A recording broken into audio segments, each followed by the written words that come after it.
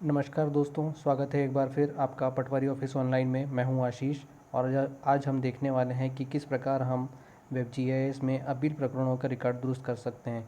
Appeal प्रकरण जैसे कि दोस्तों आपको पता ही होगा, अनुभागीय अधिकारी महोदय के कोर्ट में जो अपील प्रकरण प्राप्त होते हैं बंटवारे या नामांतरण के विरुद्ध, उनका रिकॉर्ड दुरुस्त करने के लिए पटवारी को दिया जाता है। जैसे कि आप देख सकते हैं, इस प्रकार का एक बंटवारा पूर्व में किया गया जिसकी अपील की गई और उसको यथावत करने के लिए हमारे साथ पास में दिया गया। तो इसको रिकॉर्ड दुरुस्त किस प्रकार करेंगे, चूँकि आप देख रहे हैं यहाँ पे बटांकन के पश्चात जो फर्द बटान स्वीकृत हुई थी उसमें एक ही खाते के 4 अलग अलग खाते बना दिए गए हैं और खसरा नंबर भी बढ़ चुके हैं। तो अब इसे यथावत करते समय सारे खातेदार को पूर्वावस्था में लाना है। अब इसमें जब बटांकन हो चुका है तो खसरा नंबर की संख्या तो वही की वही रहेगी और रकबे भी उनके सेम रहेंगे, परंतु उनके जो भूमि स्वामी हैं वो एक ही खाते में आकर के जुड़ जाएंगे। तो आगे हम देखते हैं कि इसको हमने किस प्रकार से यथावत किया है रिकॉर्ड को।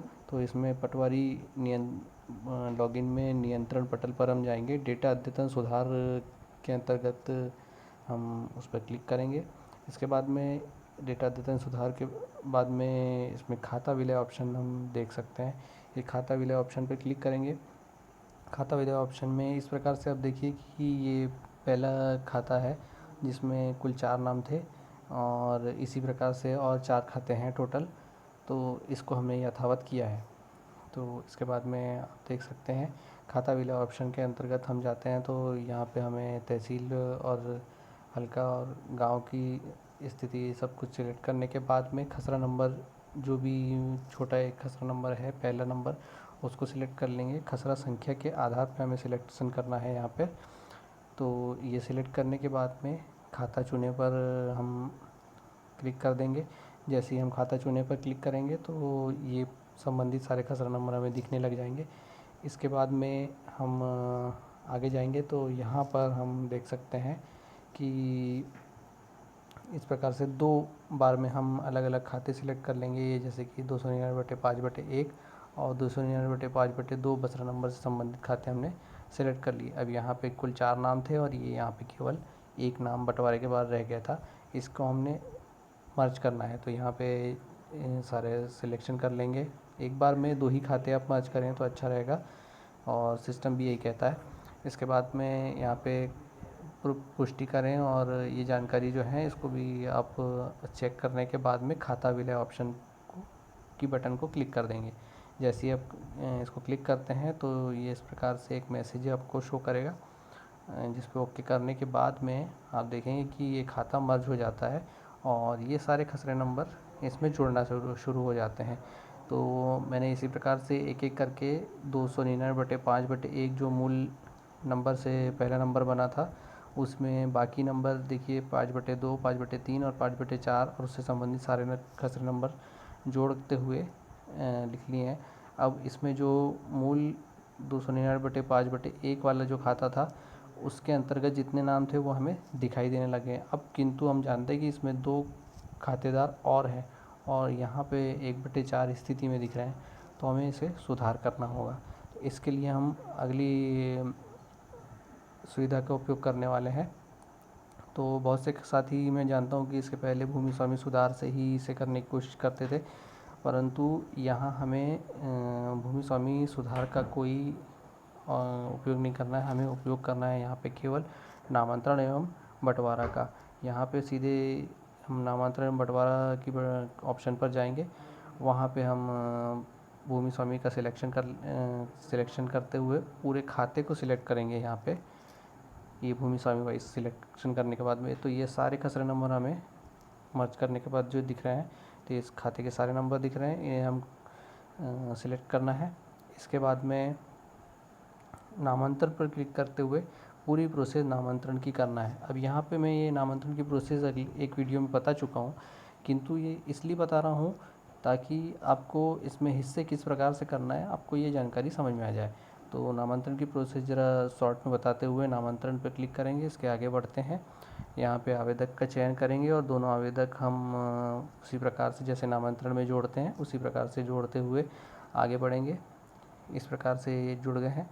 एक आवेदक जुड़ा है और इसके बाद में ये 2 आवेदक जुड़ चुके हैं, आप देख सकते हैं। इसके बाद में हम आगे की प्रोसेस में आगे जाएं पर क्लिक करेंगे और आवेदन जमा कर देंगे। आवेदन जमा होने के बाद में यहाँ पे इस प्रकार से हमें एक आवेदन संख्या भी मिल गई है। आगे जाते हैं हुए प्रकरण रजिस्ट्रेशन कर देंगे। प्रकरण रजिस्ट्रेशन करने के पश्चात में कार्रवाई कर देंगे। कार्रवाई करते हुए इसके बाद में खसरा अद्यतन ऑप्शन पर फाइनल हम क्लिक करने वाले हैं। यहाँ पे खसरा अद्यतन ऑप्शन में जाने के बाद में यहाँ पर ये जो बताने वाली चीज़ थी, मैं आपको बताया था दोस्तों कि यहाँ 1/4 हिस्से में पहले से ही ये जो खातेदार हैं वो दर्ज है और हमें 2 खातेदार और जोड़ना है। यानी कि अगली स्टेप में जब अंत में खाता मर्ज हो जाएगा तो 1/6 यानी 6 खातेदार यहाँ पर उपस्थित होंगे इस पूरे खाते में। तो इस खाते को 1/6 हिस्सा करने के लिए 1/4 में से प्रत्येक में से इस प्रकार हिस्सा देना है कि अंत में सभी खातेदारों के पास 1/6 हिस्सा बचे। तो हम इसका हिसाब किताब सीधे ये लगाएंगे कि अभी जितना 1/4 हिस्सा हम खातेदार के पास में है उसे 1/6 बनाना है। तो 1/4 और 1/6 यानी कि 24 का हम सीधे यहाँ पर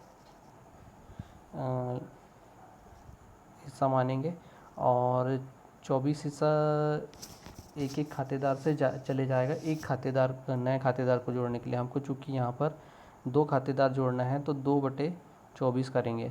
तो इसके बाद में ये देखिए समान रूप से सभी खातेदार से जा रही है जानकारी। तो 1/4 इसका वास्तविक हिस्सा है जिसमें से 2/24 यानी 1/12 भी हम कह सकते हैं, परंतु 2/24 इसलिए कह रहे हैं कि आपको ये जानकारी समझ में आए।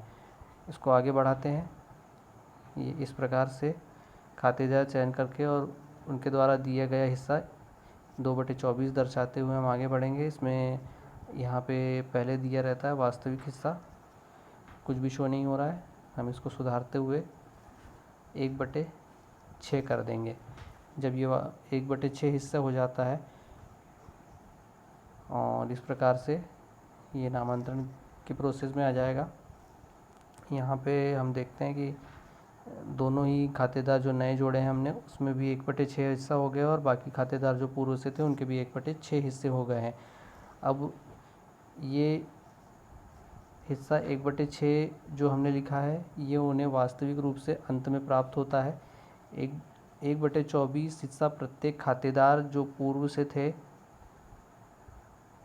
उनसे मिल रहा है एक खातेदार के लिए, और चूँकि 2 खातेदार है तो 2/24 हमने यहाँ पे दिया है।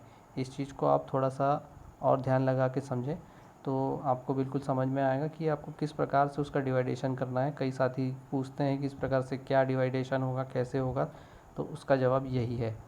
तो देख सकते हैं आप इस प्रकार से नामांतरण हो जाएगा और इसमें सारे खातेदार हमें 1/6 पर हिस्से पर आ गए हैं और ये मूल नंबर भी है।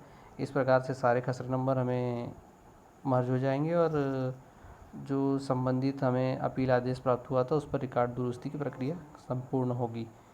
आशा करता हूँ कि आपको ये जानकारी काफ़ी दिलचस्प लगी होगी और आपके काम आएगी।